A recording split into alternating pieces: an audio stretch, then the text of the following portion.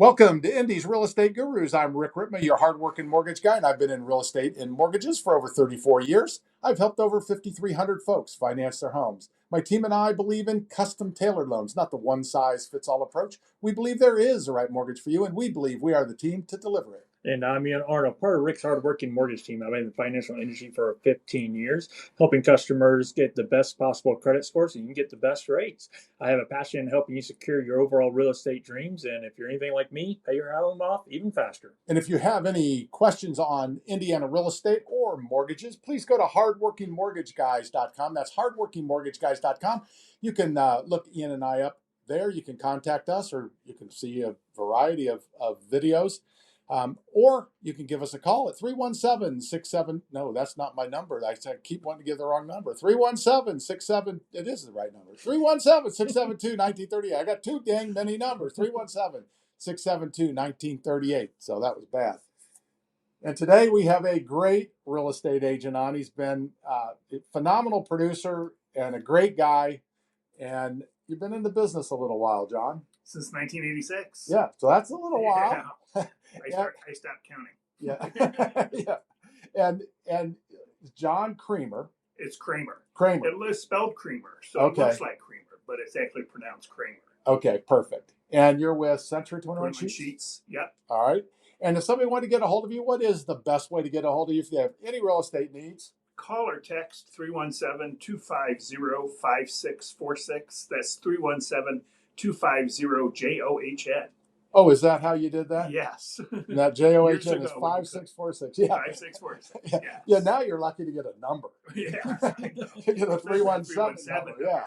Yeah, now that means we've been around a while if we got I know. 317. It's getting that way. Yeah. So before real estate, if you can remember back before real estate, you're like me. It's kind of hard to remember back that far. But where'd you grow up? What did you do? Where'd you go to school? I'm actually from northern Ohio, not very far from Cedar Point, if you've ever been to the amusement Sure. park. And I went to John Carroll University in Cleveland, Ohio. And then I came here to Indianapolis and actually had too much fun at a wedding and wound up staying. Not by choice, I got left behind. So it's a really funny story. But when I first moved to Indianapolis, I was in the insurance business for about 6 months. And didn't like that, so I got into the real estate business in 1986, the year after I graduated from John Carroll. Well, you can't tease us like that. So can you tell us that really funny story of how you stayed in Indianapolis? So or you my not cousin was getting married, and my cousin was also a very good friend of mine, and so I was very active in the wedding and knew everybody that was in the wedding, and decided to spend the night at the Holidome back in the day. Oh, yeah. And we wound up swimming late night and spent the night at the Holiday Inn. And when I got back to my grandmother's house, the family was gone, thinking I had my car here. Well, my car was in Cleveland, Ohio, because I had gone down to see Huey Lewis and the News down in Cincinnati with a bunch of friends. And then I got a ride with one of the delivery drivers from Cincinnati to Indianapolis. And my family didn't realize I didn't have a car here. So I actually did get left behind. And I had graduated in May and had worked for the alumni office at John Carroll University. And so I thought, well, while I'm here, I might as well look for a job. And I wound up getting a job selling insurance. And I took a Greyhound bus back to Cleveland, packed up my stuff, and moved here. Wow. And that was 37 years ago. So the movie Home Alone was almost based off of you. Yes, exactly. I gave the original idea. Yeah. He was a tad old. Yeah. Just a tad. They changed some things. Yeah. So you did that. Now you're in insurance. How'd you end up then over into real estate? Most of my family was in the retail car business, and I actually was not just did not enjoy it was a very C- health insurance policy that I was selling at the time, and it was sold all over the state of Indiana, and so I was back traveling to people trying to upsell them on insurance, and it just wasn't my cup of tea. So I went in and talked to my uncle about selling cars, and he said, well, we've been in the business for 2 generations, and we're going to be here. Is there something else you'd like to do first while you're still 22 years old? And I said, well, I've always thought about real estate. And he said, well, I would really encourage you to go get your real estate license and see if that's something you would enjoy doing as a career. And that, believe it or not, led to me. He said, we'll always be here in the car business. If it doesn't work out, 37 years later, it worked out pretty well. You still haven't gone to the car business. I still haven't gotten the car business. 22. It's hard to remember when I was 22. Doesn't that seem like a whole nother life ago? Yes, it does. Yes, It's I can amazing. remember telling my father that. I said, one of my problems is everybody thinks I'm too young to sell real estate. And my father looked at me and said, that problem will go away. He was right, too. He was right. Yeah, yeah. Do they look at us now and say we're too old? Well, that's when in 1988, I started using a realtor since 1986. And I've been using it ever since. Yeah, that's fantastic. So you got into real estate, and I know that it's a difficult career to get going in. Mm-hmm. So do you remember what did you do? How did you get going way back then to get your business off the ground and to become what you have today? Well, I wasn't from Indianapolis, although I did have my mother's family was from Indianapolis, so I did have some family members here. Thank God, family and friends have been my best source of business throughout my entire career. I started working for a company called the Margaret Evans Company. And believe it or not, Margaret Evans was one of the first woman brokers in the state of Indiana. She had since passed away. Her company was still in existence. But I think I was the only one in the office under the age of 60 when I went to work there. And one of the ladies, one of the realtors in the office, her name was Marlene Kleiser, introduced me to the business. And so it really was a unique opportunity. The office was in Broad Ripple, and a lot of the business that they were getting, they didn't want to hold open houses because they were too old and tired. But they had lots of listings, and they were constantly listing homes cheaper than what they were worth. So it was an ideal situation for me to get in there and bring some of my young friends in. And I really started selling homes in Broad Ripple, and that's the way it happened. So I was probably the only one back in those days that have floor duty, where you'd answer the phone during certain hours of the day, and I could go in. They closed the office at 4:30, so I went in at 4:30 and shut the answering machine off, and I'd answer the phone until 6 or 7. And believe it or not, an awful lot of people would call on the way home. In those days, you didn't call from your car phone. You might see a home for sale, and you'd write down the phone number, and you'd call when you got home. So, if somebody was there to answer the phone, you got the call. So, it's so interesting because what you did is you worked, right? Yes. That's really what you're saying. I worked. When I was in the car business, we closed early on Tuesday nights and Friday nights. Mm-hmm. And we closed at 6. And lots of people like to go shopping for cars when the dealerships closed. Right. So sure. I would hang out when we were closed. Doors locked, everything. You couldn't really do anything. So if somebody was out there, I'd go act like I'm walking to my car, run into them, right? Mm-hmm. Start talking to them, and they inevitably came back the next day and bought a car, and they always said, you never put any pressure on us. We really appreciated that. Everybody else was pressuring us. It's like, we were closed. What are you going to do? Right? Right. Yeah. So it works when you do, you were smart. Mm-hmm. And you picked out, it's amazing. You picked out a real estate office that was all women mm-hmm. and all older. Uh-huh. And they probably... That wasn't by choice. That was by happenstance. What, you didn't do that on purpose? I didn't do that on purpose, no. Because I'm sure they took you under their wing, too. That's the nice thing. When you're mm-hmm. 22 years old and women tend to take a young guy under their wing and really want to help him out and then set him up with girls and all. I mean, they just yes, do it. That was definitely true. Yeah. Mm-hmm. He seems upset about it with that smile. It was not. Believe me, I didn't date anyone in the office. That's for sure. Where are we going out here, Rick? This conversation just took a turn. Yeah. I didn't know. A couple mortgage reps, though. But anyway. Yeah, see? So I do have to ask, since you've been in the industry a while, what big differences have you noticed change between when you first started and now? The speed of the transaction, without question. It used to take. I jokingly say this because it was only really my first year in the business that we would drive around and pick up keys. And you'd go to the office, it had the house listed, pick up the key, show the house. And if your buyer liked the house, you wouldn't return the key. You'd keep it to the next morning and say, well, I thought the office was closed. And then nobody else could show the home until you returned the key. So then Graves and Tucker came out with a lockbox, and everybody else quickly followed. And the first ones were at the top of the door. And the law was back in those days that you could not discuss a real estate transaction over the telephone. So if you wrote an offer on a home, I couldn't call Rick and say, Rick, I wrote an offer on your home on Roslyn for $63,000. I'm going to drop it off at your house. You had to drop the offer off before telling Rick what the price was or any of the conditions of the offer. And if Rick wanted to counter that offer, he'd have to drive to your house to deliver the counter offer. So we all had two mailboxes, U.S. mail and realtor mail, because you had to have a way for people to get that counteroffer back to you.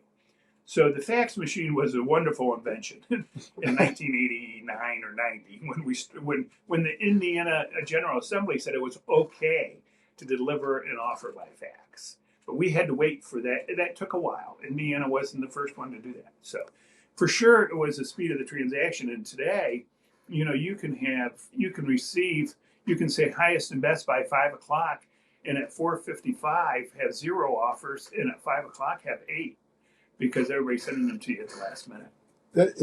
It's so funny because we think of technology now, and everybody thinks of it in computers and all that. That was the latest technology back in the late 80s, early Right. 90s, fax machines. Right, that's exactly right. Yeah, and not all offices had it.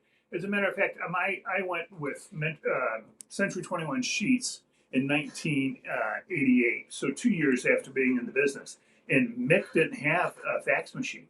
We had to go over and use the title company's fax machine at next door. Well, Mick's cheap.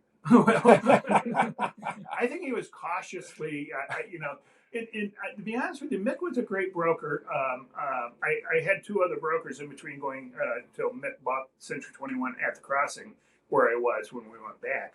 But Mick liked seeing the realtor. He liked people delivering the offer to his office and sitting down and talking to that realtor about the terms of that offer. Who was the buyer? What were they looking for? And he did an awful lot of new construction. So I really learned a lot from him in that there was a lot of advantages in seeing that realtor and delivering that offer in person. So, he is very personable. He is. Yeah. Absolutely. Yes. I've met him many times, and he's a really, really genuinely nice person. Yes. And he's a really good broker. Yeah. He counts his pennies. I'll be the You should, yeah. Obviously part of the success, but he does have a very good company. Yeah. It's not always how much you make, it's what you keep. Right. Exactly. You can't spend it all. Yeah. Right. That's important. So you got going, you got into real estate, you're doing phenomenally well. What would you say, now or maybe before? What are your superpower or superpowers? None really. I'd say my biggest superpower is luck. Seriously, I do have. After being in the business a long time, and also having been, when I was in college, I lived in a home that was being remodeled, and I really enjoyed the construction side. So I've always really enjoyed studying the home itself, as whether that be the chimney or the foundation or and so I've enjoyed representing the buyer that is a little nervous about the condition of the home. And I do live in Meridian Kessler, where the homes are older, and an awful lot of my business is older homes. And I think that's one of the traits that I really enjoy. The history of the home, but also the comforting buyers in the fact that the home's not going to fall apart. Okay, so you have a variety. I mean, I'll tell you what I think your superpowers are. Number one, you're very personable. You obviously get along, I'm guessing, with almost everybody. You just are able to talk to people. Is that true? I do enjoy talking to people. Yeah. Guilty as charged. Yeah, and you're a hard worker. You already told us that. Yeah, right? I enjoy working. And isn't that a big? To me, that's a superpower. Obviously, I think highly of that. My tagline is "You're a hard-working mortgage guy." Uh-huh. Okay, so I think hard work is important, and it's partly because I see so many people who won't work hard. Right. Mm-hmm. Or looking for the easy way out. They're looking for the easy way, right? Mm-hmm. And it's not. There is no easy way. You got to work, and that's something it's just not everybody will work. So I think that's a big superpower. Well, thank you, Rick. Just you telling the story of hanging around on the car lot after everybody leaves. Yeah. If you drive by any car lot on Sunday, you see all these people, and you always see the business cards underneath the windshield. Yes. Yeah, but that's not like you being there. I know. Now, if you're there right. and you can talk to them, it changes things. Oh, absolutely. Yeah. Right. But you can't sell a car on Sunday. I It made doesn't mean most you of can't my talk to money on open houses on Sunday. Yeah. Yeah, I have in my career I've sold 13 on Sunday afternoon. Wow, that's awesome. So, yeah, I Yeah. have a lot of friends that have never sold one. Yeah. So what do you see since the open house? You're obviously really good at open houses. What do you see the value of the open house, and then how do you prepare for your open houses? Well, I think preparing for an open house is understanding what the competition is, some things about the home that people might be interested in, and having kind of a storyline for people that come into the home. I think you got to greet everybody that comes in the home the same way. And I always greet them by introducing myself. And 9 times out of 10, they give me their name. I might forget it within the 60 seconds that we're talking to each other, but they did offer up their name, and it's not a bad thing to say, God, I forgot your name. What was your name again? Especially if there's more than one person in the home. And the other thing is to ask them if they know the neighborhood. Because a nosy neighbor who I love talking with, because they're the experts, will tell, oh, yeah, we live in the house across the street. We know the neighborhood really well. And other people will say, no, not really. I was just driving through and saw this house and kind of wanted to see it, which gives you the open door to tell them about the neighborhood. Yeah. And especially if you talk to the nosy neighbor who just told you everything that's so great about the neighborhood, exactly. Right? You could, third party story is perfect. Or you ask the nosy neighbor if they'd post a flyer at their office, or if they have a place that, or if they know anybody that would like to be in their neighborhood that I could contact. Yeah. Nosy neighbors are great candidates at open houses because obviously they like the neighborhood. And if they don't, then they're getting ready to sell, and that's even better. Another listing. Yeah. But they're phenomenal, like you said, because they give you so much information on the neighborhood. Why not pick your own neighbor? Right. People you like. I mean, it's a great thing to do. Yeah. But so if somebody wants you to talk to their nosy neighbors when you're listing their home, how would they get in touch with you? If somebody wants me to talk to their nosy neighbor, well, I'd ask them if they have a neighborhood directory or if they know the neighbor's phone number. Today's world, they typically have text messages. And I do ask them if I can invite the neighbors to the open house, with a personal invitation. And that invitation always says, hey, do you know anybody that'd like to live in the neighborhood, or do you have anybody you'd like to have as your neighbor? Yeah. Send them over. I'll be there from 1 to 3 on Sunday. You mean you ask?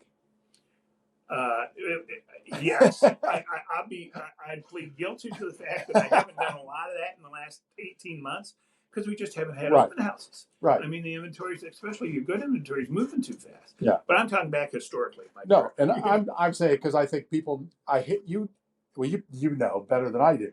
How many people will say, I don't want to bother somebody. I don't want to ask it.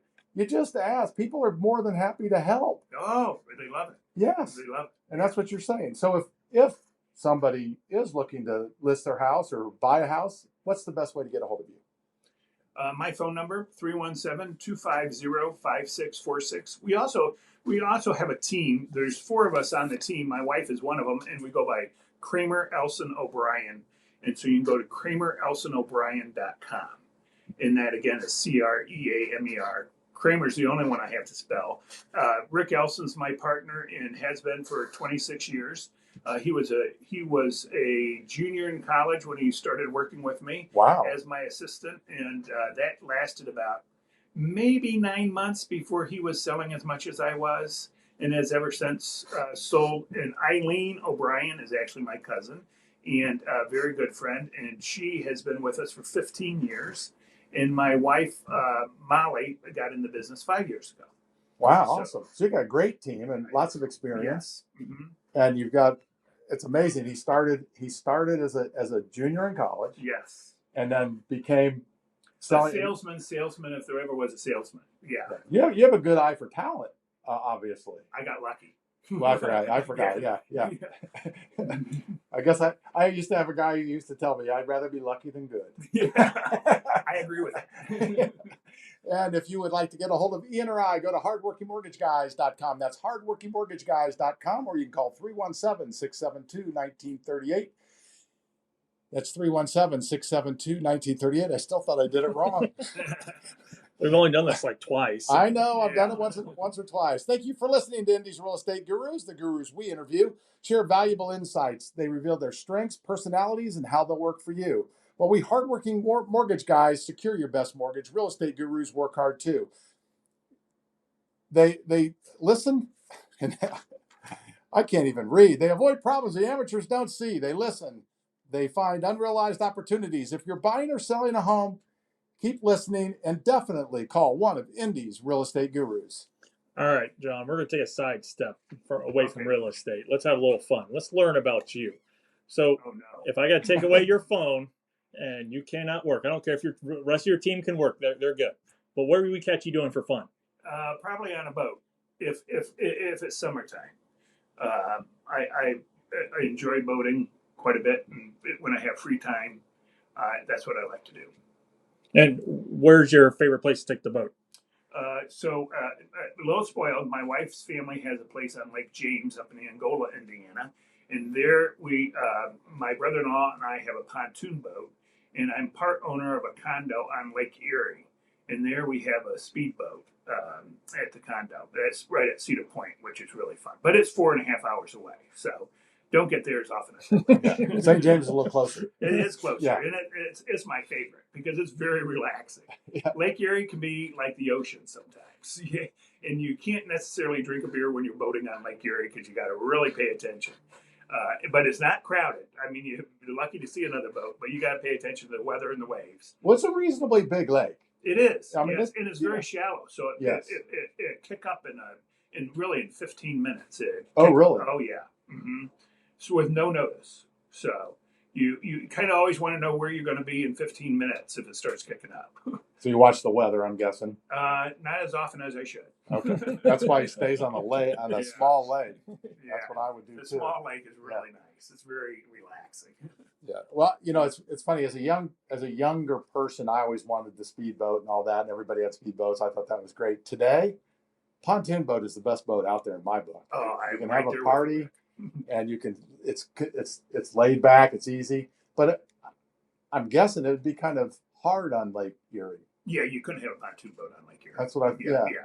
No. Not knowing much about it, but Yeah, it's a lot more like Lake Michigan, and it's very clifty. So it's not like on Lake James you can wave to the people on shore and on the dock and swimming off the dock. And on Lake Erie, not so much. Yeah.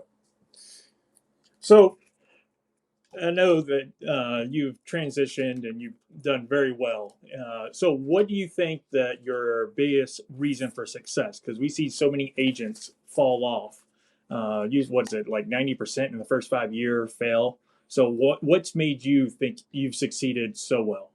Well, I obviously there's several factors, and I'm going to go back to luck. I'm going to say family and friends, faithful family and friends that were very loyal, and I say that in bad times when the going got very rough, and it did get very rough in 2007. You just have to look at the future and try and figure out the best way to cut back so that you don't go broke, and the best way to make a buck on the side. So I think I think those two, and one of the best things I've done is have great brokers, that have always learned new avenues of making money in this business because there's so many different ways to slice the pie. From Mick, who really specialized in new construction, which I absolutely love holding open back in the day when there was a lot of that, to the investment side, which is always there, even when the market's down. And if you can change your attitude to watch to steer clear of the market itself, I think that really helps. Yep. So let me ask you this question. So everybody right now stresses over the interest rates, which we tell people not to. So within your 35 years roughly of being a real estate agent, how have you seen interest rates change? And what, like, when you first got into now, and should people be stressing over this? First of all, no. I mean, it is frustrating because a home costs more than it used to. Because unless you have cash to buy a home, there's no question that your mortgage payment is substantially more. The fact is that if you're looking for a home, and that's going to be the place, it's a little different than a car because you're going to keep it longer, probably. It's going to be the place you show up after work, might be the place you raise your family, might be the place you retire. But if it's a place you really enjoy, you need to make the sacrifice when interest rates are a little bit higher, knowing that hopefully someday you get that paid off and not worry about interest rates, or refinance if in the short term if the rates come down. When I first got in the business, which was March of 1986, interest rates had fallen below 12% for the first time in 3 years, and the market was absolutely crazy. And I did have younger buyers. You couldn't even. This is funny too because Brad Osborne, who is still to this day a very good friend of mine. Brad had a home listed on Indianola. I'll never forget it. And I had a buyer. We had missed out on 2 homes, and she was in her early 60s, and she was a secretary at the dealership. And I was. We came out of the house, and there were 5 agents writing offers on the hood of their car. Because in these days, you had to handwrite the offer, and you had your carbon paper in between. Now I'm really dating myself. I remember. Again, I was 22 when I did this. So, Brad was just there accepting offers. So I waited and waited until he got ready to lock up the house. It was a Friday afternoon, and he was holding the house open for an hour, so everybody could go through the house. So I waited till Brad left, and I said, well, Brad, I just wanted to state my case. So I introduced myself to Brad, and to this day, he hasn't forgotten that. We joke about it all the time. I did not get my offer accepted because we weren't even in the ball game, but at least I did get a chance to talk to Brad and pitch my buyer. Well, it's amazing, though. We think that our market today is very unique, right? Right. But you're talking about a market that sounds very, very similar to what we're going through today. Yes, in a lot of ways. So the difference was technology was slower. So it might take us a whole day to find out that house is on the market because we had those teletype machines. The other thing is that now I lost my train. But the market was that way before, yeah. And it has been that good and that bad, all within 5 years. And 2002 was one of my most successful years, and 2007 was absolutely disastrous. So yes, market changes. Market changes. So if you're, and the most important thing though is if you're in a home you love, wonderful. If you're looking to buy a home, anytime is a good time if the right home is on the market. Yeah. So and sometimes you have to make that sacrifice and take that risk to buy the home that you really want. Yeah. So when you started in real estate, I know rates or houses are more expensive. So what was a house costing? What was just as a guess, an average price of a home back in 1986? Well, my average sale price was about $68,000. And what is it today? $300,000. So that's a pretty good increase. Yes. And value. So not those people who bought it for $69,000. If it's now worth $300,000, they did pretty well if they kept it that long. Yes. Right. Mm-hmm. And so it's not just that the prices go up and your payment may be higher, incomes are higher. So there are a lot of reasons for it, but it's that value that you get from the appreciation that just makes owning real estate such a wealth builder. Right, exactly. I purchased my first double in 1986 with a partner. I didn't have enough money for the down payment, and our interest rate was 12%. We were so thrilled to get a 12% mortgage. Now that double was on College Avenue, and it was $67,000, and it was listed for $65,000. We paid $67,000 for it. It needed a new roof. It needed everything. And it turned out to be a tremendous investment. But I've always been a big pusher of doubles because that way, if you don't have the resources to buy the home, you get to use you mortgage guys give us a break on the income we receive on the other side, right, which enables us to be more qualified to purchase the home. And you don't have to put as much down. And you don't primary. Right. If you're living in it as your home, it's a great investment. And I have sold over 100 doubles in my career. And I still, to this day, think they're one of the best investments out there. You just can't find them today. So what would you guess that double would sell for today? You bought it for 60. I bought it for 67. I sold it for 193. And today it's probably worth 325, 350. So I think it helps for people kind of get an idea. I remember when I started with the Estridge Company selling houses. The first community I was in is right over here, and the sign out front said from the 99s, right? Yeah, right. 99s. And that was back in 1990, 91. Interest rates in 91 or maybe 92, they dropped under 10%. Everybody threw a huge party. They would know. I mean, I remember people, we never thought we'd see under 10% again. Never, ever. And so those same houses today that were selling at 10% interest rate, and they were only 100,000. The average really started about 130 and went to about 190. Those same homes are probably $300,000 to $500,000 today. Right. Exactly. I mean, it is amazing. It's just such a wealth builder. It's just incredible. And I don't think Americans understand how great we have it with the mortgage industry that we have, in the amount of down payment that we put down, and the fact that we have a fixed rate mortgage for 30 years. I mean, most countries would just think that's impossible.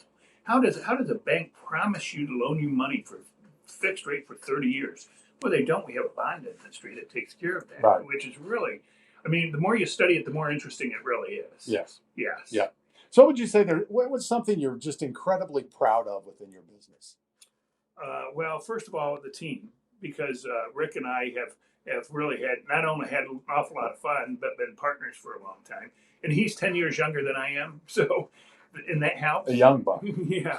And I also started a management company that was very successful in the bad years. That was I was a silent partner in it, but I kind of manufactured it, and we did very well by people that couldn't sell homes and leasing those homes out. Okay. And almost 100% of those people made a lot of money when the market came back. And but I would say the investments that I've made, I own now 5 doubles. At one time, I owned 13. All 5 of those I've owned for over 20 years. Wow. And 3 times I purchased the most expensive double, twice in the state of Indiana and once in Mybors area. So I took a big risk because everybody says, well, realtors get a good deal on real estate. I never got a good deal. And I did buy a good piece of real estate. And I still have them. You save the good deals for your customers, right? Yeah, right, exactly. So if somebody's wanting to get in touch with you, possibly about doing an investment property with a double or something like that, because with you having all that knowledge, I mean, if I'm interested, I'm picking your brain left and right. So how would they get in touch with you? The best way is my telephone number, 317-250-5646. Also 317-250-JOHN. Or my email address is jtc.realtor@gmail.com. Again, that's my initials, John Thomas Creamer, jtcrealtor@gmail.com. And to get a hold of Ian or I, go to hardworkingmortgageguys.com. That's hardworkingmortgageguys.com. We'll see if I can get the number right. 317-672-1938. That's 317-672-1938. All right, and now we'll get into the question of the week. And the question of the week is sponsored by, Rick and I, the Hardworking Mortgage Guys, where we believe in helping and supporting you and your realtor by sending constant updates to the loan process. We don't like living in a black hole, so we don't allow you to do it. But I don't want you to live in a black hole, John, so now I have another question for you. So, what was your first car? 1965 Cadillac hearse. I purchased when I was in high school from a town that had used it as an ambulance and a hearse. So they take the hearse signs out of it and put a light on top when it's an ambulance. And I got it for $600, and we used it to stripe parking lots. And we had a great big striper. You know, after you seal coat a parking lot, you got to go in and stripe it. And one of my friends' father was in the striped roads. So he let us use the equipment on weekends. But there wasn't a car big enough to put it in, but it fit in the hearse. And we had an awful lot of fun with that Cadillac hearse. I do have to say, we've done over 100-something shows. You're the first one to say your first car was a hearse. I don't know what I would do if my son pulled up in a hearse in my driveway. But I'd be excited that he bought his own car. But I don't know how I'd feel about that just sitting in my parking lot every day. Well, he is only 8. That is true. That would be, but it's interesting. A hearse. But do you see how excited he is about that car? You still love that car. I wish I had it. We had so much fun with it because it's in mint condition. But the state of Ohio said you can't use a car as an ambulance when it's over 25 years old. So they had to sell the car. So they sold it at auction and nobody showed up. So I got it for $300. The leather seats were in mint condition and it had rear air conditioning to keep the flowers cool when it had a casket in it, which worked great to keep beer cold when you were going to the drive-in theater. And you could get 20 people in this car. Sounds like he had some fun in that car. Yes. That's all I know. Hey, that makes it great because he did weddings, he did videos. He said that'd be a great car to be taken there and be like with cold beers. Hey, just a reminder, you're not going to end up in this. But so, what are some of the, there's people out there both looking to get into real estate, but also people who looking to buy or sell a home, and they have misconceptions about what a real estate agent actually does and why there's value in what you do, which there is tremendous value. So what are some of those misconceptions? Well, I think the misconception is that all we do is show up and write the offer. Because people today do, I mean, especially on the buyer side, I mean, people do look for their own homes. They got on Zillow.com or Realtor.com or Century21.com and do a lot of searching. And a lot of people are very familiar with the market. So their neighbor calls them and says, hey, the house next door is coming up for sale. But the real work comes in finding that right mortgage, and guiding them through that, the person that's going to do the mortgage, and writing that offer, doing the inspections, getting them through the legal work that takes place, and also making them feel comfortable about the decision that they want to make. And I think we as realtors, if there's anything we do well, those of us that are successful, is the people-to-people business that we're in, and helping people through a very complex, complicated process. And emotional. And emotional. Oh, absolutely. Because it's big money. It's probably the most money 90%, 95% of our customers will ever see transacted across their desk. And they many times are signing a note that's going to take them 30 years to pay off. So I think that's what we do. And on the listing side, it's very important that we work to get the house marketed, put the best foot forward in guiding our sellers as to what the house should look like and what we need to get that house ready, and also the value of the home and what to expect. And that's a moving target. I mean, I'm in the business and been in the business for years, and I'm still scratching my head at some of these prices. So changes. I think it's harder when we've been here a while because I remember when the houses in it was West Park and Carmel, Estridge community were $99,000, right? 130 basically, and now it's like really they're $400,000, $500,000, $600,000. How can that be? I know. It's hard when that was a really nice project. West Park was a home run for Estridge. Yeah, sure. It was a great project. It was a great. It was a great place. It was a great place to work. I sold 2 of those. Did you? Mm-hmm. Well, we appreciated it. We probably worked together. I don't know. It depends on who you worked with at the time. Charlie Scott was there before me, but we don't need to talk about that. So, on a client, how do you keep them calm through the emotional turmoil they're going through? I think a lot of it is understanding that it's not unusual that they have this buyer's remorse, or they have a seller's remorse, or they feel like they're being taken advantage of. I think that's part, that helping them to understand that that's just part of the process, and that getting over that is also part of the process, and feeling confident that they're making the right decision, and putting the information in front of them that enables them to make a right decision. And everybody's different. And you have your engineer that wants every fact known to man, and you have the other guy that just wants to make sure that when he walks in the front door that it doesn't fall through the floor. So both of those are important. Both of those are important. It's important as a realtor to understand which one you're working with. Right. Because if you can anticipate the bad news, then you better get in your car and go over, deliver the bad news in person. They say text good news, a call with bad news. I say call with good news, drive over and meet them with bad news, because you can read their emotions so much more. If you got a really bad inspection report that nobody's planning on, well, you better get in your car and make arrangements to meet them in person.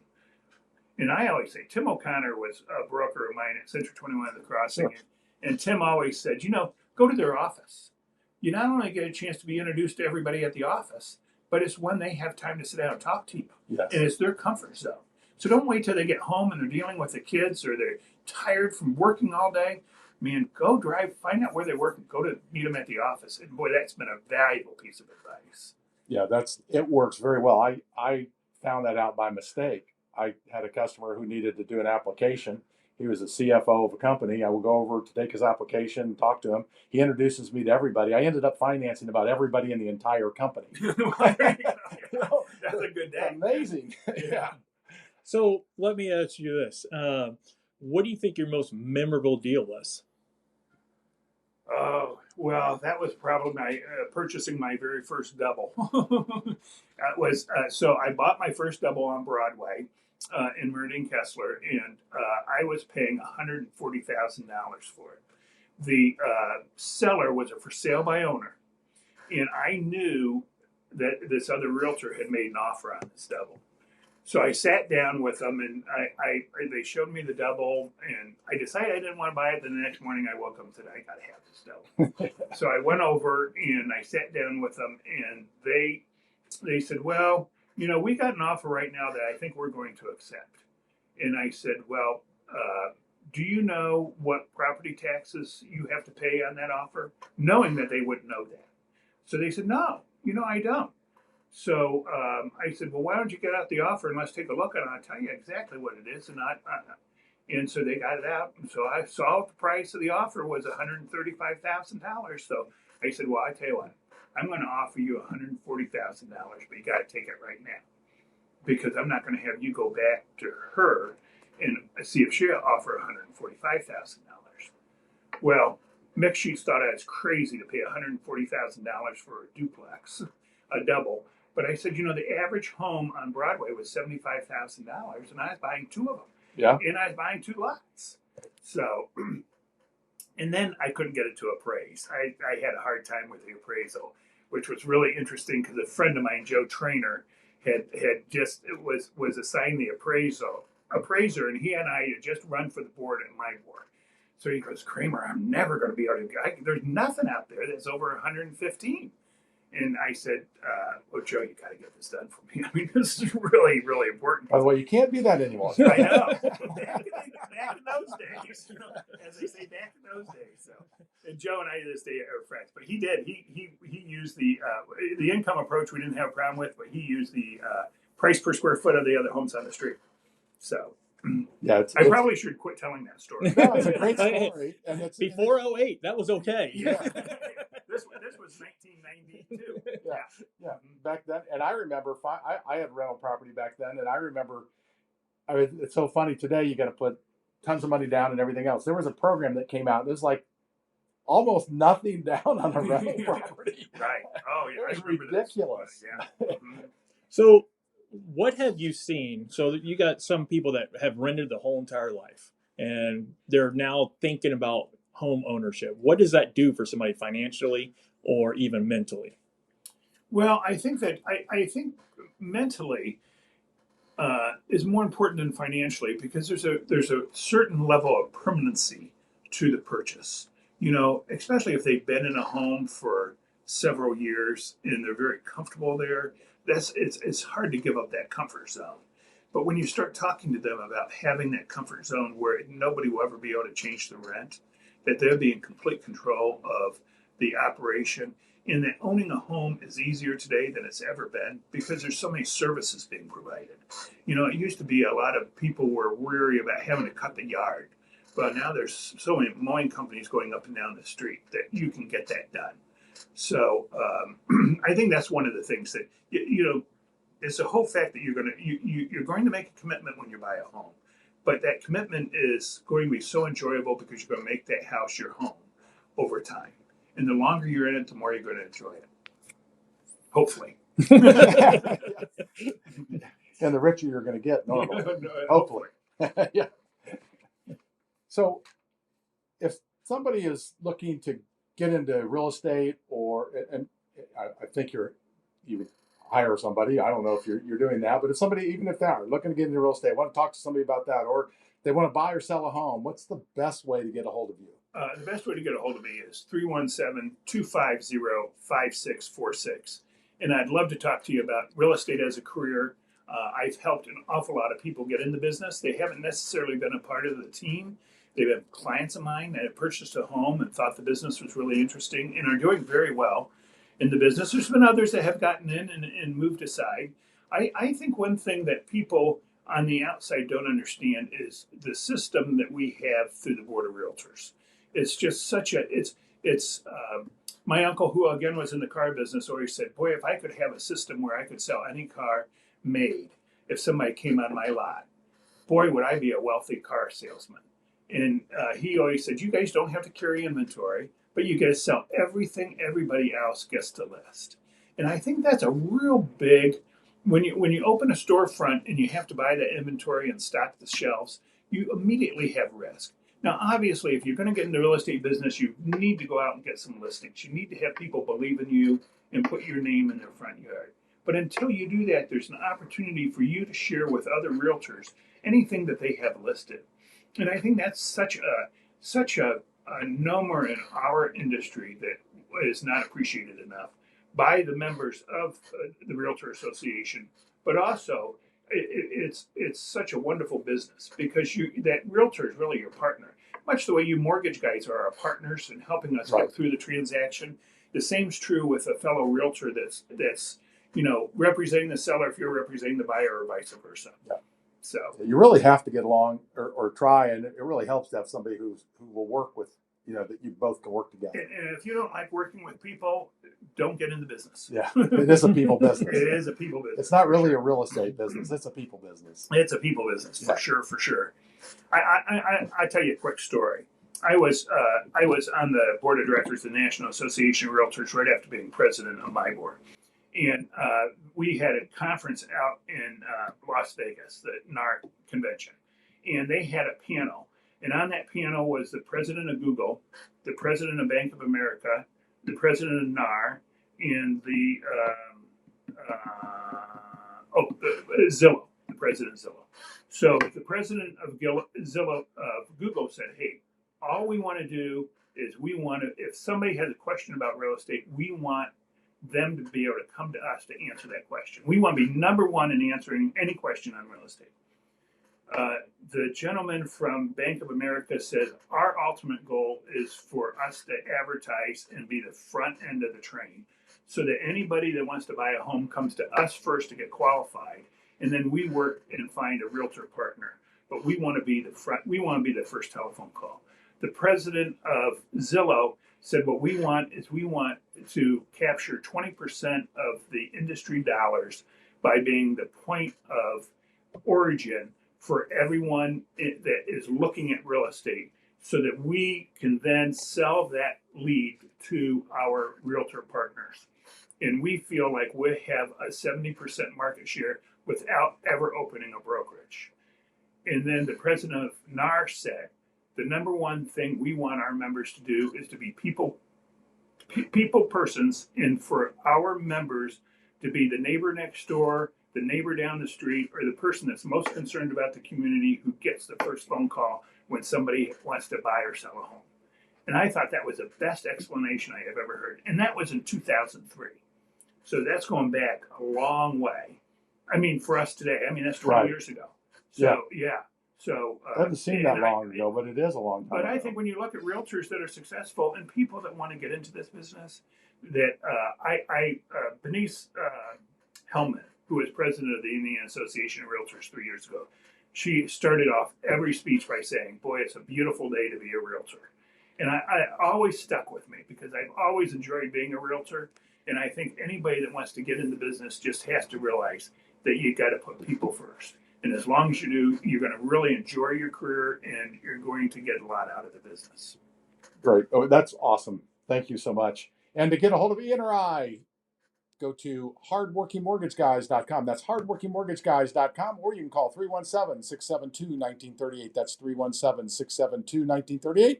And follow us for more Indies Real Estate Gurus. And a reminder, if you have any friends, family, or coworkers looking to buy, sell, or refinance, let us know. We'll be more than happy to help you. And John, Thanks for coming on the show today. It was a pleasure having you. I love the stories. I appreciate it. Well, you can tell I have a little Irish in me. No. Well, you can tell a story, and there you have great stories. We do appreciate it. Thank you so much. Thank you. Branch NMLS number 33041. Rick Ripma's NMLS number 6645890. Ian Arnold's NMLS number is 1995469. Equal housing opportunity. Some restrictions apply.